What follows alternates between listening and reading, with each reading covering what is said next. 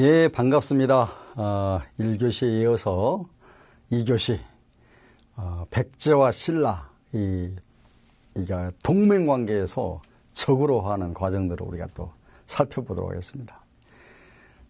정말 이 관산성 전투, 여러분도 잘 아실 겁니다. 이 관산성 전투, 이게, 그냥 백제와 신라만의 싸움은 아닙니다. 여기에 끊임없는 동맹관계들이 존재를 해요. 그래서 이 관산성 전투를 통해서 동맹관계에서 적으로 바뀌어지게 되는데요, 입장이. 그때는 중국과의 관계, 그 다음에 고구려의 관계, 이외와의 관계, 이게 복합적으로 이루어집니다. 복합적으로. 이렇게 해서 어떻게 이런 과정들이 펼쳐지게 되는지를 우리가 쭉 한번 살펴보아서 그 당시에 동아시아 전체 정치적 상황을 좀 이해하고, 그렇게 했을 때 이게 정확히 설명이 되고, 그리고 앞으로 또 어떻게 나아가게 되는지를 우리가 살펴볼 수 있겠습니다. 자, 백제, 신라와 손잡고 고구려를 치다, 얘기도 합니다. 일단 대내의 상황을 한번 살펴볼까요?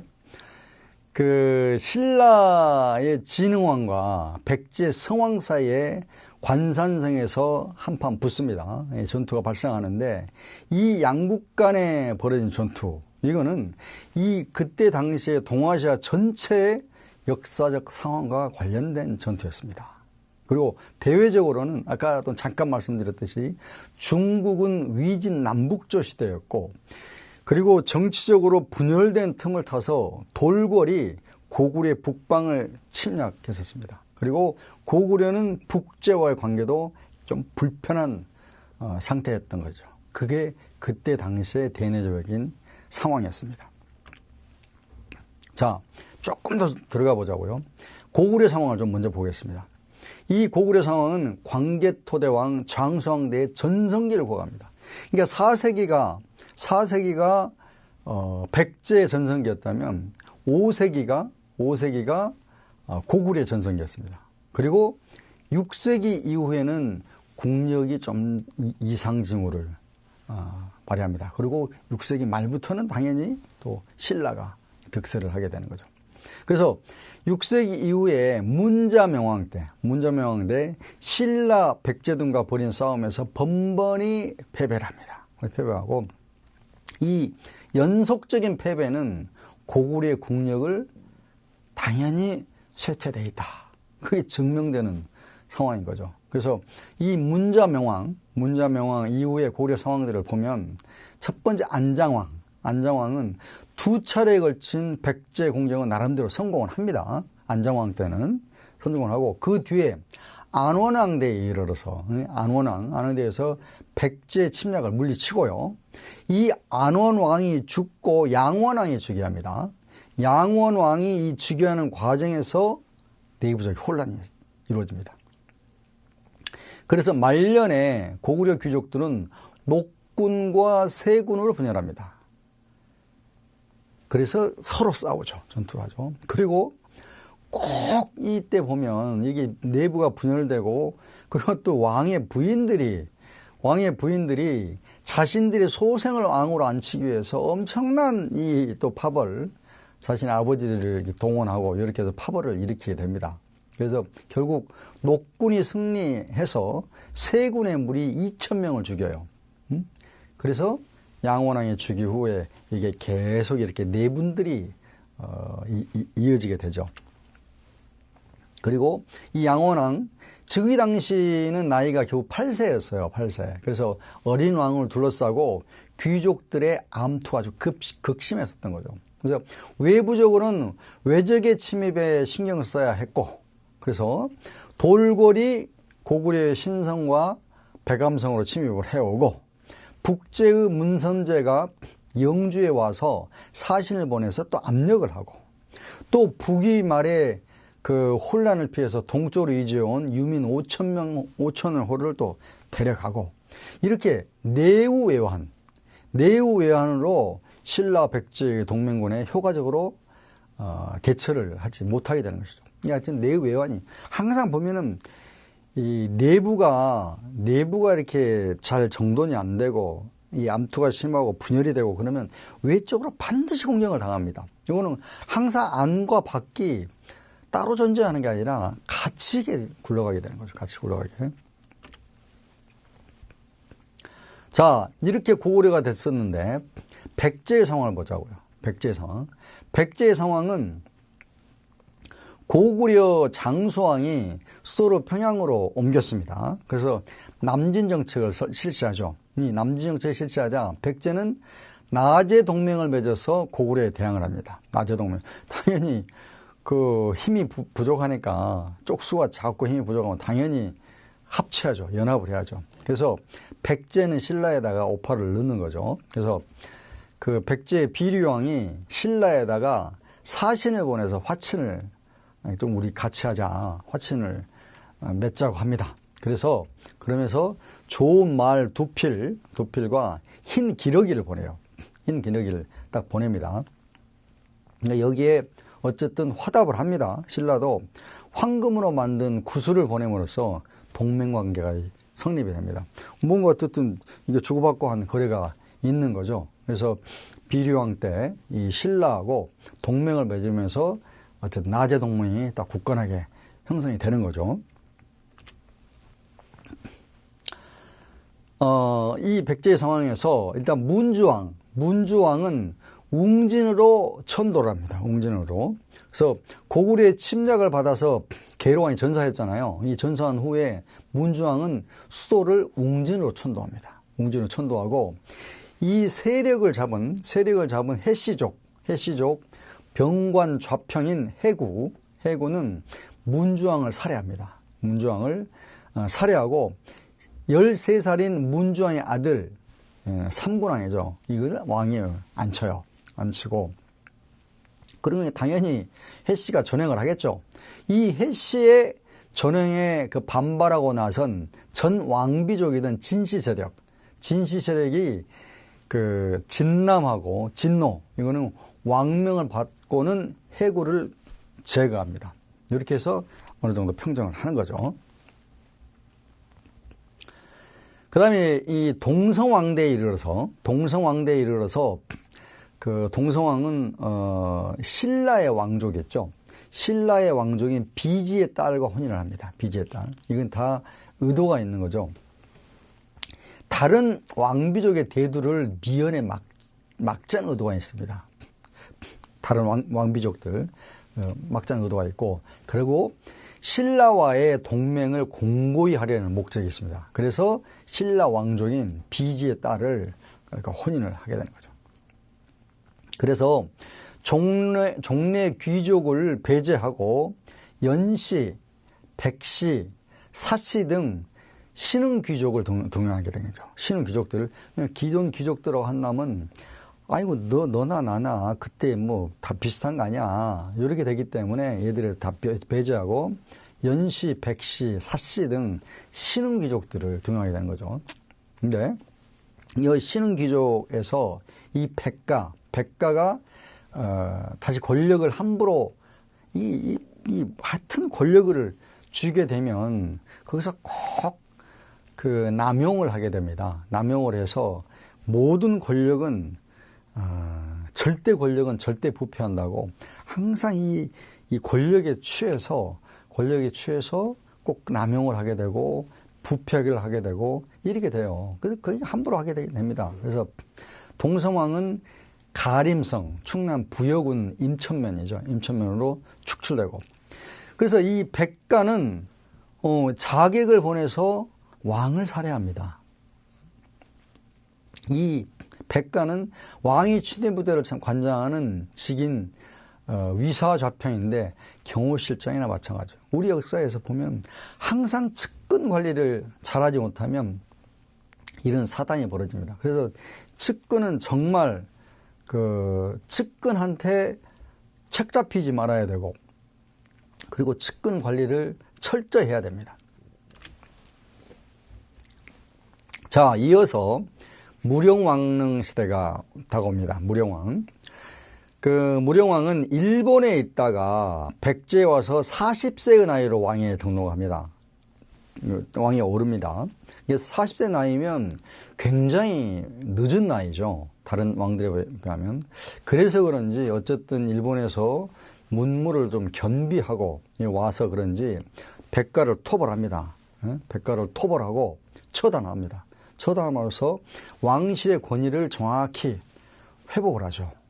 왕실의 권위를 회복하고 여러 차례에 걸친 고구려의 침략을 아주 효과적으로 막아냅니다. 효과적으로 막아냅니다. 그래서 중국 사서에 보면은 드디어 백제가 무령왕 때 이 백제는 다시 강국이 되었다 이렇게 합니다. 그래서 중국의 양나라와 국교를 강화해서 영동 대장군이라는 자기까지 받습니다. 그래서 어찌 보면은 정말 그 나라가 완전히 안정되지 않은 상태에서 이게 어린 뭐 10살도 안 된 또는 10세 초 이게 이렇게 해서 왕이 되면은 대부분 다 이 외척들, 이 친인척들에 쌓여가지고 제대로 힘을 발휘하지 못하고 그야말로 왕권이 왔다 갔다 하게 되는데 어느 정도 이렇게 나이가 좀 있어서 와야 전체를 조망하고 그 내부로부터도 휘둘리지 않고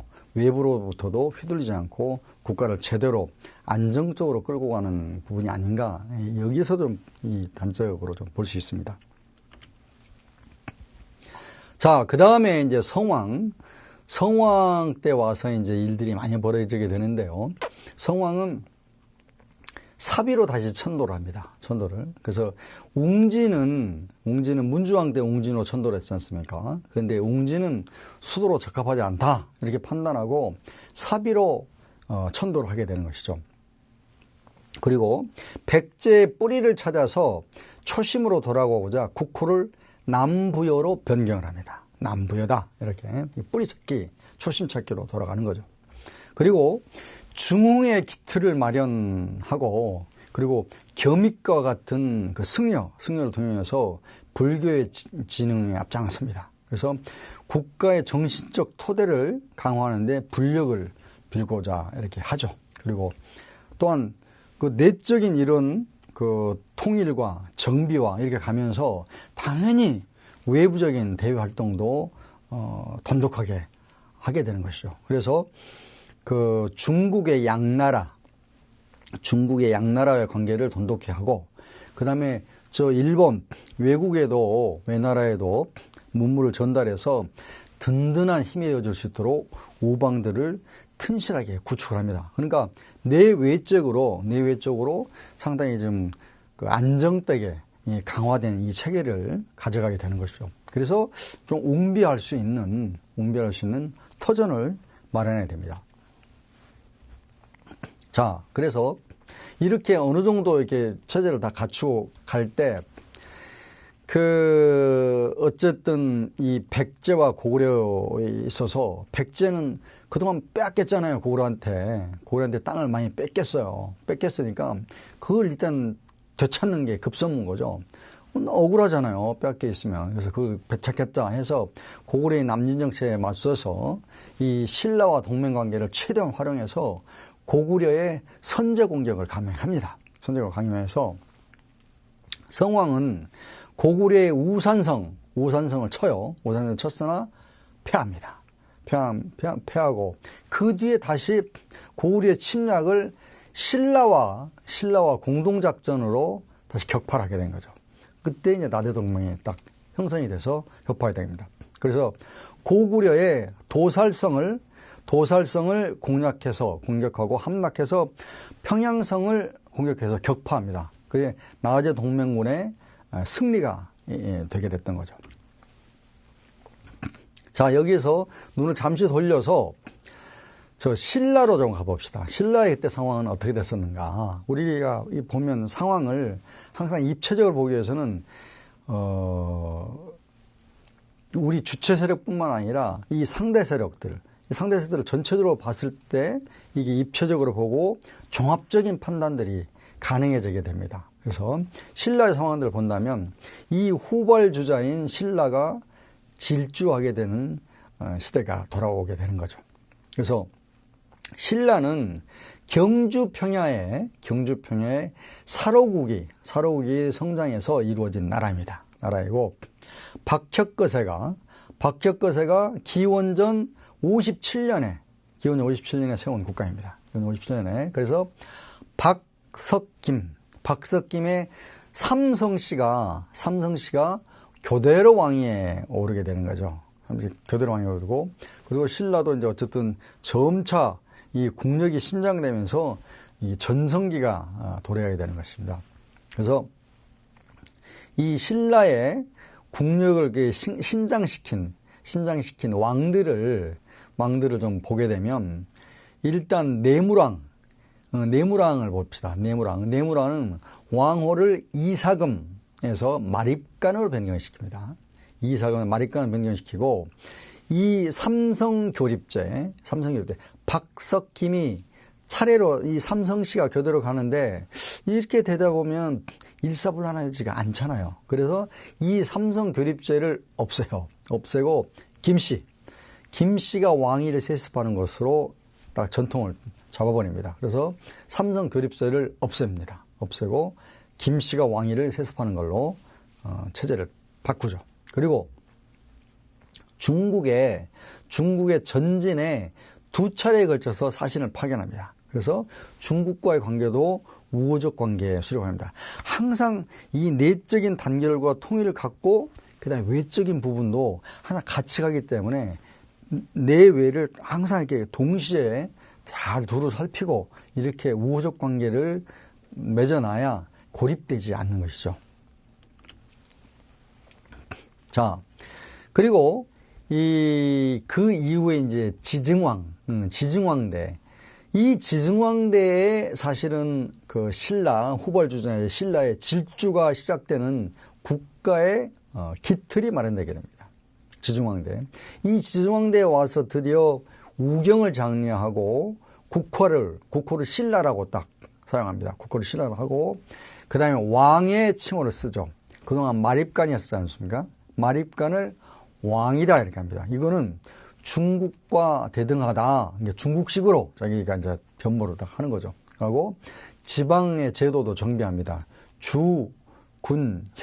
주군현으로 지방 제도도 정비하게 됩니다. 그래서 우경을 장려해서 농업 생산량을 증대시키고 국가 재정을 확보할 수 있도록 기여하고, 국호를 신라로 사용하고, 마립간을 왕으로 개칭하고, 그다음에 주군현으로서 지방 제도를 정비하면서 국가의 기틀을 딱 잡는 게 바로 지증왕대에 있게 됩니다.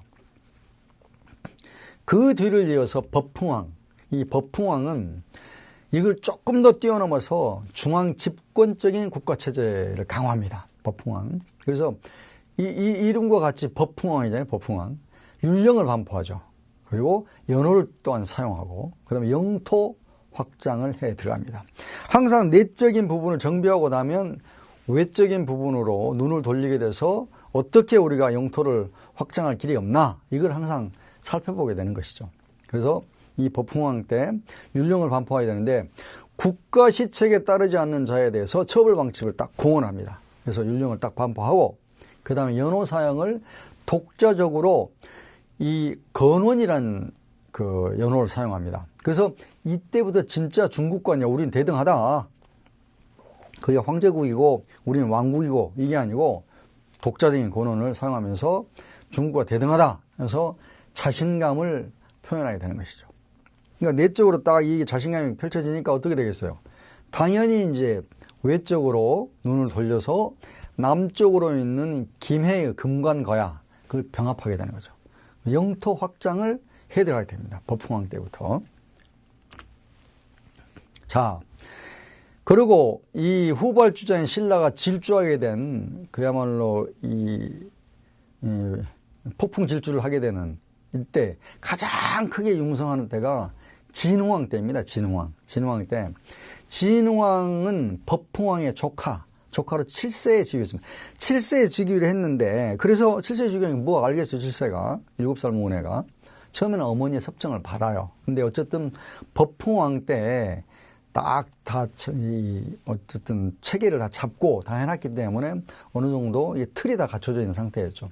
그래서 어느 정도 섭정을 받다가 이후에 개국이란 연호를 사용합니다. 개국. 그래서 새롭게 나라를 여는 마음으로 자기 본인이 직접 정치를 하기 시작합니다. 진흥왕 때. 그래서 영토 확장 사업에 들어갑니다. 드디어 진흥왕은. 그래서 백제와 고구려가 싸우는 사이에 도살성과 금현성을 획득합니다. 어부지리로 딱 틈새 전략을 펴는 거죠. 하고 고구려가 돌고래 침입으로 북방에 신경 쓰는 상황을 딱 이용해서 획득을 하고, 그리고 거칠부 등 8장군을 보내서 고구려의 10성, 이 성이 군과 같은 거죠. 그걸 차지하게 되는 거죠. 그야말로 저 어부지리를 딱 획득한 거죠. 그리고 적극적인 영토 확장 의지로 해서 직접 남성, 청주까지 행차를 합니다.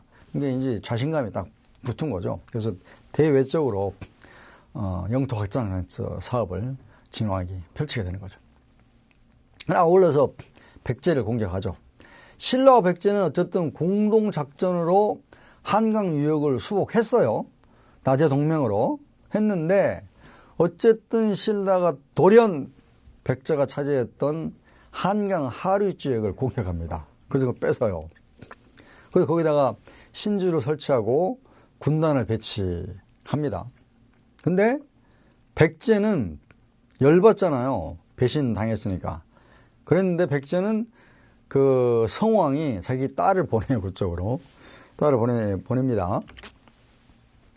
자, 여기에서 이 백제와 신라가 결혼을 하게 되는데, 어쨌든 낮의 동맹을 통해서 한강 유역을 차지했는데 배신을 때리면서 신라가 한강 하류를 뺏었어요.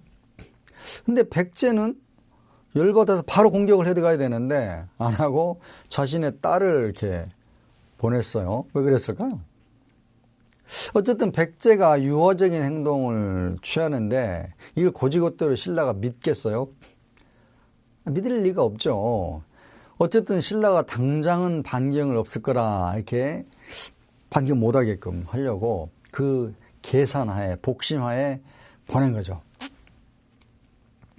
그래서 신라는 그래도 안 믿고 백제가 분명히 보복전쟁을 일으킬지 모른다 하면서 경계감을 바보가 아닌 이상 하는 거죠. 근데 어쨌든 백제는 딸을 보냈고, 신라는 이 성왕의 딸을 제2비로 맞아들여요. 맞아들이고 있지만 항상 긴장의 끈은 놓치지 않고 있는 거죠. 아니나 다를까 얼마 뒤에 성왕은 관산성 전투를 벌입니다.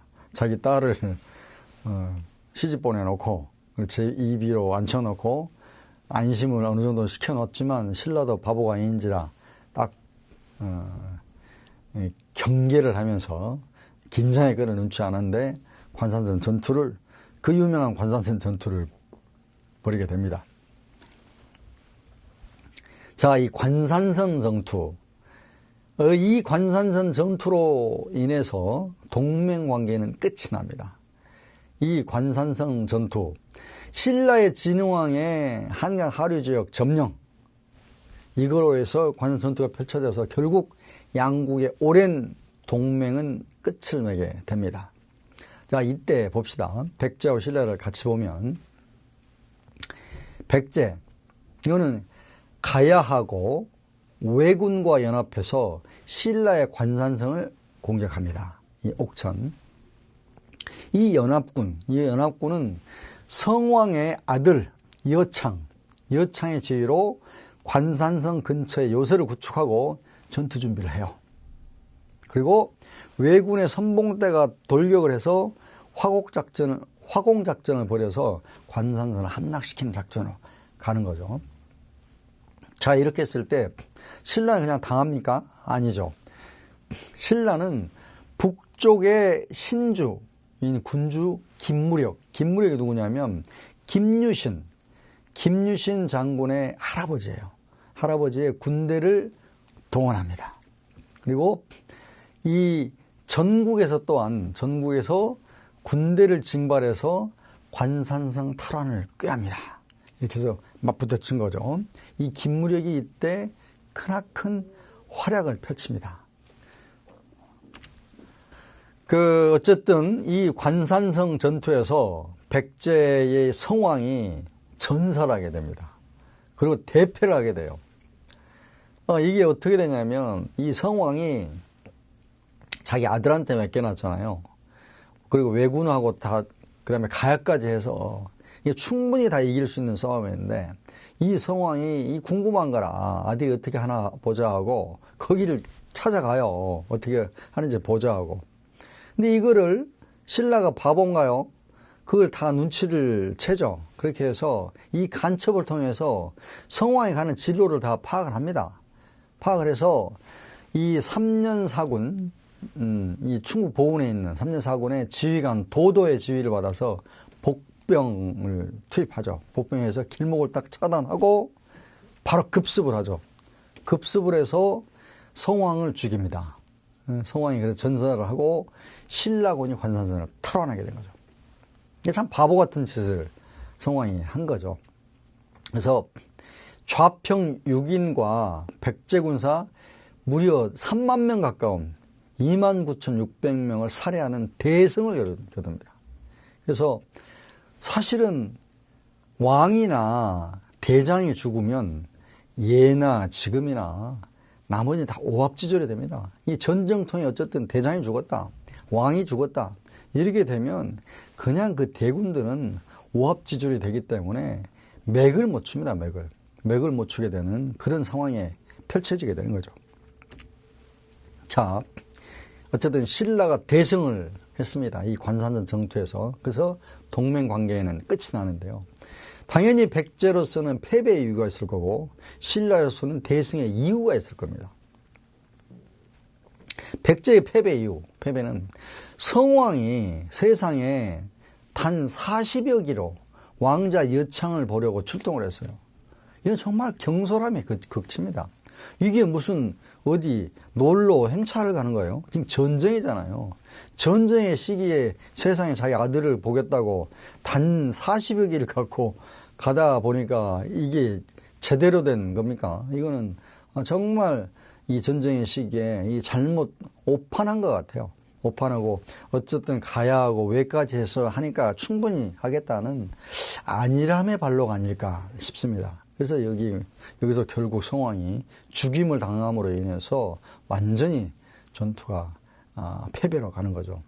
그리고 또한 이 전투에 대해서 왕족과 귀족의 견해가 일치되지 못했던 점도 있습니다. 그것도 하나의 내분이 있었고, 또 세 번째로는 그 수도의 천도로 인해서 어쨌든 수도를 이전하게 되면은 뭐 왕이야 그냥 이전해라 이렇게 명령을 내리겠지만 그렇게 되면 또 이 토목공사 해야 되잖아요. 그러면 많은 물자가 동원되고 사람들이 동원되고 이렇게 돼서 토목공사를 해야 되죠. 그리고 빈번한 전쟁. 그래서 농민과 군사들이 아주 피폐해졌던 거예요. 근데 너무 경솔하게 그냥 치다가 당한 거죠. 역으로 어쨌든 신라는 대승을 이뤘는데요. 신라의 대승의 이유는 그렇습니다. 아까 얘기했던 김유신 장군의 할아버지죠. 김무력의 활약이 컸등합니다. 이 김무력은 누구냐? 법흥왕 19년에 귀부한 금관가야, 복속이 됐었잖아요. 금관가야 마지막 왕 김구혜의 삼남입니다. 삼남. 이게 금관과야로서는 거기에 어쨌든 왕족인 거죠. 왕족인데 어쨌든 신라에 먹히게 되니까 그리고 신라에 기순한 거죠. 기순하게 된 거죠. 근데 기순한 후에 신라의 귀족들이 가만 안 놔두잖아요. 하나 밑으로 보고 하대를 하게 되죠. 이 차별 대우를 하니까 이것을 어쨌든 극복하기 위해서 어쨌든 자신의 충성, 그 입지를 강하게 하는 이 발판이 필요했던 거죠. 그래서 여기서 정말 활약을 한 겁니다. 그래서 이 전투를 아주 승리로 이끌게 돼서 그 뒤에 사실은 그 김유신, 김춘추를 통해서 결국 삼국통일이라는 반도통일까지 이루게 되는 이 발판을 마련하게 되는 것이죠. 그리고 진흥왕의 영토 확장 사업이 있었습니다. 어쨌든 법흥왕 때 체제정비 했잖아요. 체제정비를 바탕으로 해서 7살 때 즉위해서 약간 처음에는 왕태의 섭정을 받았지만 이후에 본인이 전부 영토 확장 정책에 갔죠. 그래서 이후에 거칠부, 이사부 장군 등을 등용해서 영토 확장에 아주 힘을 썼죠. 썼고 이 진흥왕의 의욕과 진취정신이 전투를 승리로 이끌었던 것입니다. 그래서 관산선 정투 이후에 창녕, 북한산, 황초령, 마운령 등에다가 행사해서 진흥왕 순수비를 세우게 된 거죠. 자, 관산성 전투의 결과를 봅시다. 동맹관계 끝이 된 이 관산성 전투. 이 백제는 가야 지역을 상실했죠. 그 다음에 신진 귀족 세력이 발호하면서 왕권은 위축됩니다. 그래서 결국 무리한 복수전이 결국 멸망의 길로 걷게 되는 과정을 노정하게 된 거죠. 여기에 비해서 당연히 이 신라는 전투의 승리로 어쨌든 가야 지역 획득했죠. 그리고 함경남도의 안변 근처까지 아주 크게 진출했습니다. 그리고 내부적으로 보면 신라 내부는 이 김무력이라는 가문이 아주 급부상을 하게 된 거죠. 그래서 아까도 말씀드렸듯이 이 손자인 김유신과 그리고 신라의 전통 왕조 출신인 사륜계열의 김춘추에서 반도 통일, 이 삼국 통일까지 이뤄내는 저력을 그때부터 발판을 구축하게 된 것이죠. 자, 이렇게 해서 6세기 삼국의 형세를 이렇게 딱 해서 정리를 좀 해보면은요.